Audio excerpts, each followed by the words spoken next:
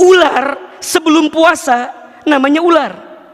Ketika puasa namanya ular.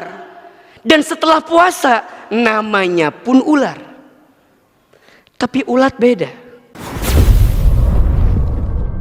Semoga Allah menerima semua amal ibadah Ramadan kita semua. Dan Allah menjadikan setiap tahun adalah kebaikan untuk kita. Minal a'idhin wal faizin. Semoga kita menjadi orang yang kembali dan menjadi orang yang menang. Kenapa disebut kembali dan kenapa disebut menang? Setidaknya disebut kembali karena orang yang bertemu dengan Idul Fitri setelah dia menunaikan ibadah Ramadan, dia kembali kepada kesucian. Artinya apa? Ibadah Ramadan yang dia tunaikan itu berpotensi menghapuskan dosa-dosa yang telah dia lakukan. Maka orang yang bertemu dengan Idul Fitri di bulan Syawal itu diibaratkan seperti seorang bayi yang baru keluar dari rahim ibunya. Dia fitrah, dia bersih, dia suci.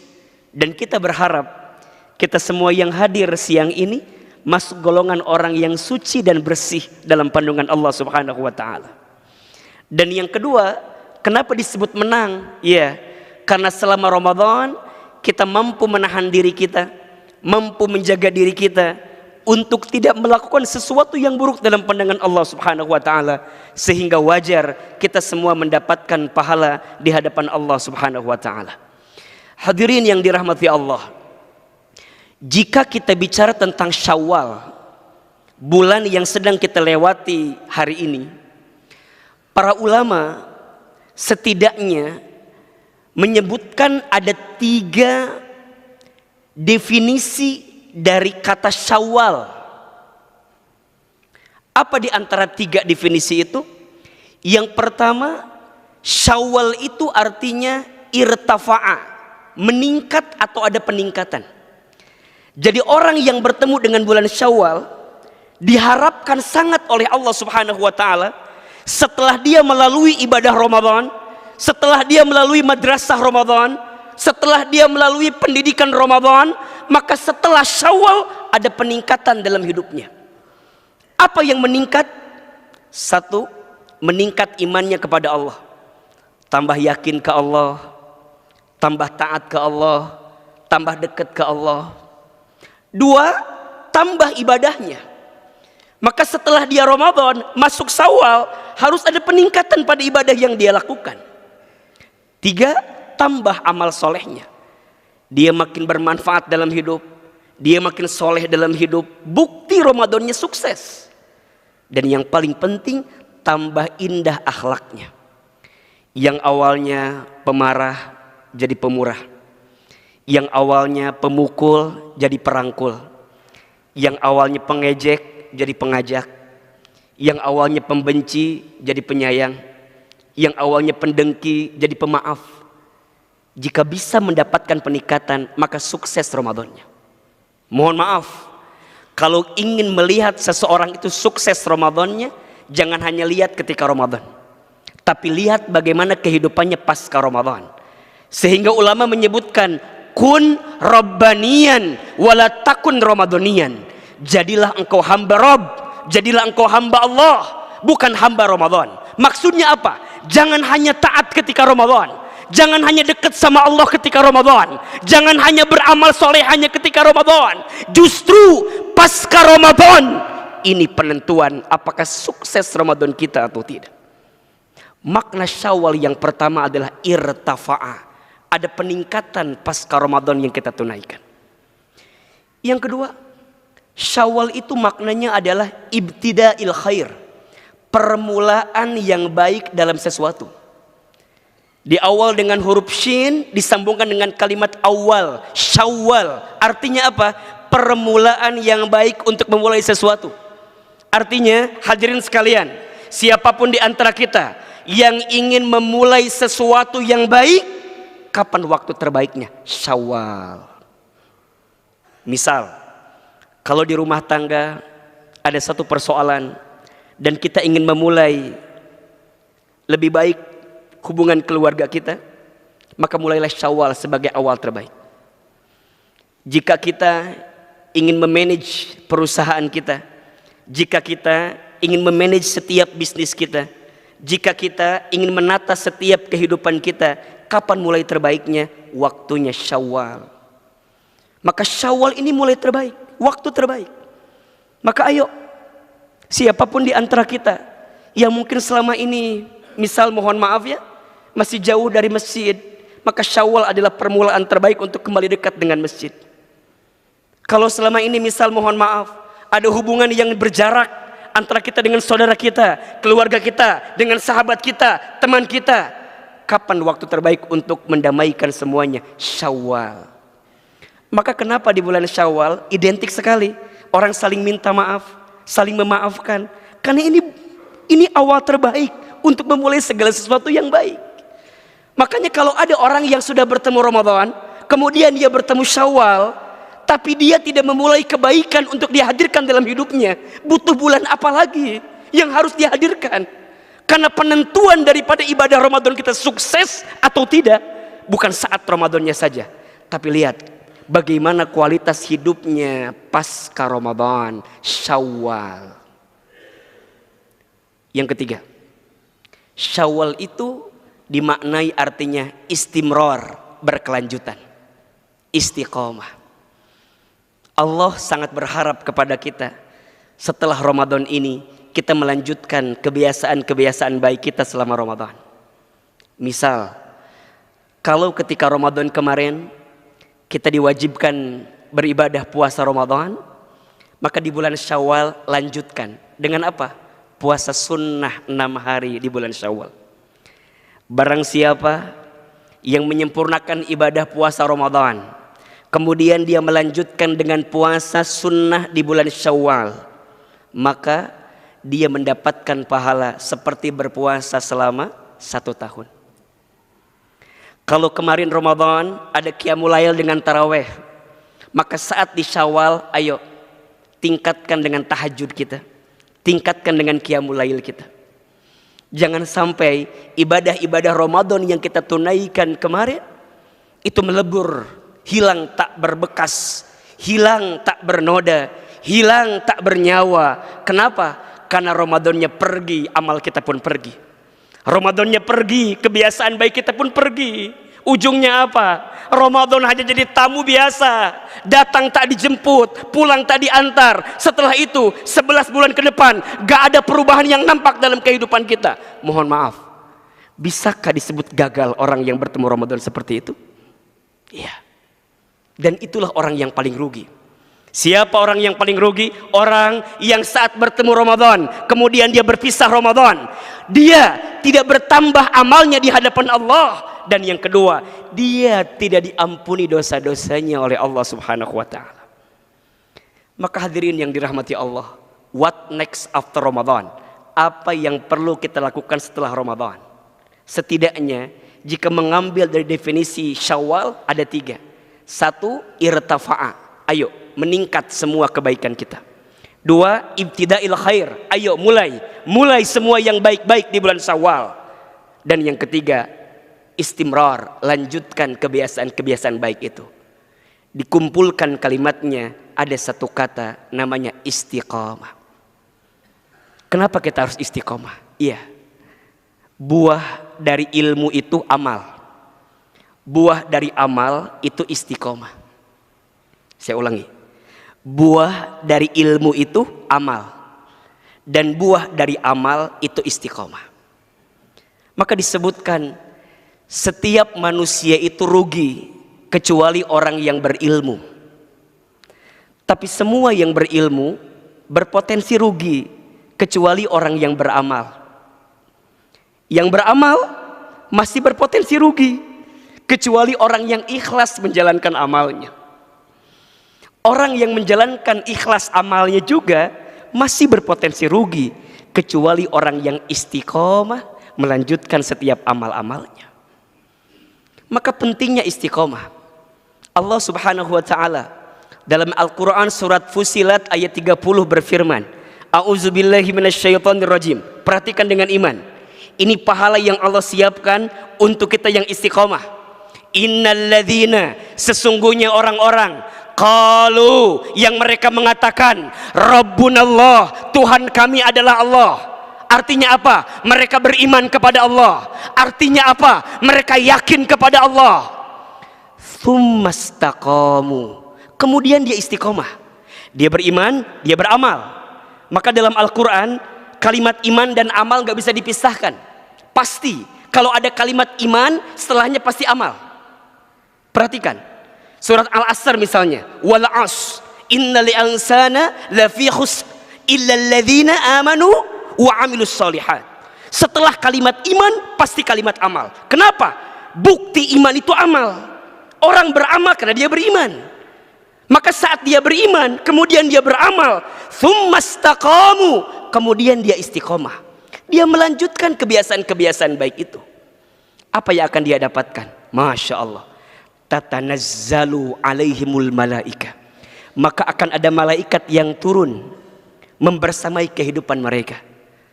Alla takhafu wala tahzanu, jangan takut, jangan sedih. Maka orang yang istiqomah, hidupnya tegar di jalan Allah. Orang yang istiqomah, hidupnya sikoh di jalan Allah. Orang yang istiqomah, hidupnya kuat di jalan Allah. Dan itu yang dibutuhkan pasca Ramadan. Allah melatih kita dengan Ramadan agar setelah Ramadan ini kita menjadi pribadi yang makin baik. Maka mohon maaf, kalau bicara kategori, disebutkan katanya begini, ada dua kategori orang yang berpuasa. Satu, ada yang kategori puasanya ular. Dua, ada yang kategori puasanya ulat. Konon katanya dua binatang ini untuk memanjangkan hidupnya, untuk melangsungkan hidupnya, mereka harus berpuasa. Tapi kualitas puasanya beda. Ular sebelum puasa namanya ular. Ketika puasa namanya ular. Dan setelah puasa namanya pun ular. Tapi ulat beda. Sebelum puasa namanya ulat. Ketika puasa namanya kepompong. Dan setelah puasa namanya kupu-kupu. Apa yang ingin kita gambarkan? Ulat saja berubah. Ulat aja bermetamorfosa menjadi pribadi yang makin baik. Pertanyaannya, kita manusia, kita orang beriman, Allah kasih Ramadan sama kita.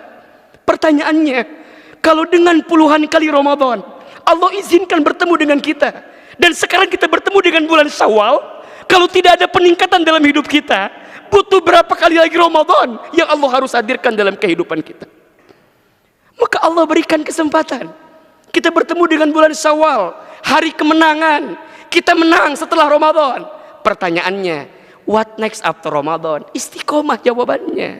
Lanjutkan kebiasaan baiknya.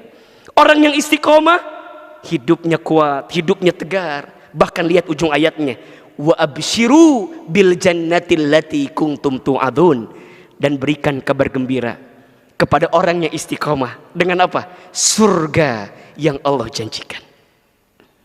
Maka hadirin yang dirahmati Allah, pertanyaan selanjutnya, Ustadz, bagaimana caranya agar kita istiqomah?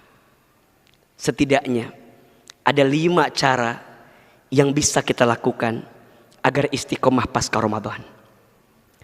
Yang pertama, tambahkan ilmunya.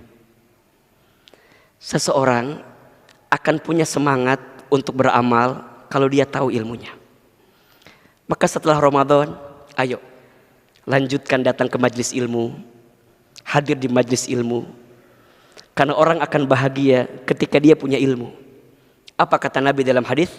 Man arada dunya fa alaihi bil ilmi, wa man arada al akhirata fa alaihi bil ilmi, wa man aradahuma fa alaihima bil ilmi. Barang siapa yang mau bahagia di dunia dengan ilmu, barang siapa yang mau bahagia di akhirat dengan ilmu, dan barang siapa yang mau mendapatkan kebahagiaan dua-duanya, maka dengan ilmu. Maka ayo tambahkan ilmunya. Yang kedua, jika kita mau istiqomah, cari lingkungan baik yang bisa mendukung kebaikan kita. Cari teman yang baik. cari sahabat yang baik. Cari circle yang baik yang bisa menguatkan kita.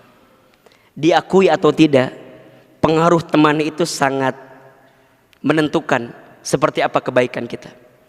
Maka kata Nabi, kalau kamu ingin melihat kualitas agama seseorang, lihat bersama siapa dia dengan temannya. Maka penting untuk mencari teman yang baik. Mulai hari ini pilih-pilih dalam bersosmed, dengan siapa kita berteman, kita follow siapa, itu menjadi penting, akan menentukan kebaikan kita. Yang ketiga, sibukkan dengan ketaatan. Maka pelan-pelan engkau akan meninggalkan kemaksiatan. Orang itu kenapa masih hobi berbuat maksiat? Karena sedikit sekali dia berbuat taat. Kalau dia menyibukkan dirinya dalam ketaatan, maka pelan-pelan dia akan lupa dengan kemaksiatan. Karena manusia punya dua potensi, fa'alhamaha fujuraha wa taqwaha, qad aflaha man zakkaha wa qad khaba man dassaha. Maka Allah ilhamkan kepada kamu sekalian apa? Fujur, takwa. Kadang engkau berbuat fujur, kadang engkau takwa, kadang engkau taat, kadang engkau maksiat, kadang engkau benar, kadang engkau salah. Maka bagaimana timbangannya? Kalau engkau ingin menurunkan kesalahanmu, perbanyak kebaikanmu. Jika engkau ingin mengurangi kemaksiatanmu, maka tingkatkan ketaatanmu kepada Allah. Maka engkau akan menemukan nikmat daripada ketaatan itu. Yang keempat, pastikan tujuannya, luruskan niatnya. Hadirin yang dirahmati Allah, dunia bukan tempat tinggal kita.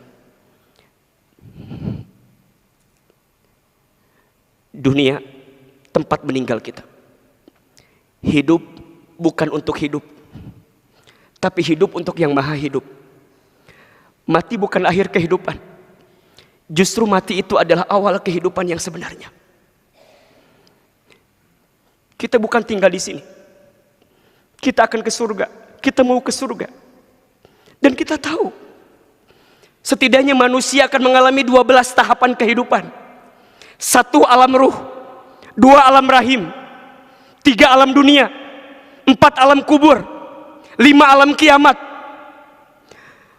6 alam dibangkitkan, 7 alam dikumpulkan, 8 alam ditimbangkan, 9 alam dihitungkan, 10 alam diberikan syafaat pertolongan, 11 alam diperjalankan di sebuah jembatan, 12 alam ditentukan akhirat, surga dan nerakanya. Dunia bukan akhir, ternyata ini masih etapa yang ketiga, masih panjang perjalanan kita.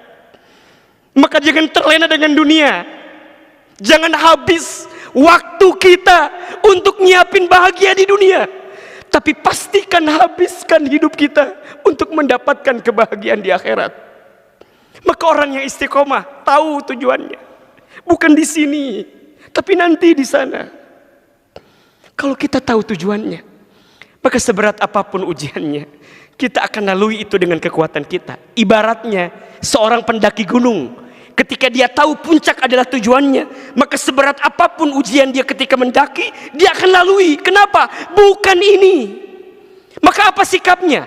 Dikasih nikmat, syukur. Dikasih ujian, sabar. Ketika beramal, ikhlas. Ketika ada takdir, ridho. Dibolak-balik, itu sikapnya. Dan itu tercermin karena dia istiqomah di jalan Allah Subhanahu wa ta'ala. 1, tambahkan ilmunya. 2, cari lingkungan yang baik. 3, sibukkan dengan ketaatan. 4, pastikan tujuan hidup kita. Dan yang kelima, agar kita istiqomah, perbanyak doa kepada Allah Subhanahu wa ta'ala. Yang membolak-balikan hati itu Allah. Yang merubah kehidupan kita itu adalah Allah. Maka setidaknya boleh diamalkan. Ada 2 doa yang bisa kita baca agar kita diberikan kekuatan untuk istiqomah di jalan Allah Subhanahu wa ta'ala. 1, doanya ada di surat Ali Imran ayat 8. Rabbana la tuzigh qulubana ba'da idh hadaitana wa hab lana min ladunka rahmah innaka antal wahhab. Boleh baca doa itu agar Allah terus tetapkan kita di jalan agamanya dan kita mendapatkan hidayah dari kebaikan-kebaikan yang kita lakukan. Dan yang kedua, boleh doa yang Nabi anjurkan, ya muqallibal qulub, Tsabbit qalbi ala dinik. Duhai Allah yang membolak-balikan hati, tetapkan hatiku di atas agamamu. Mudah-mudahan pasca Ramadan ini kita bisa menjadi pribadi yang makin istiqomah di jalan Allah Subhanahu wa taala, dan kita bisa mendapatkan kebaikan dari ibadah Ramadan yang kita tunaikan.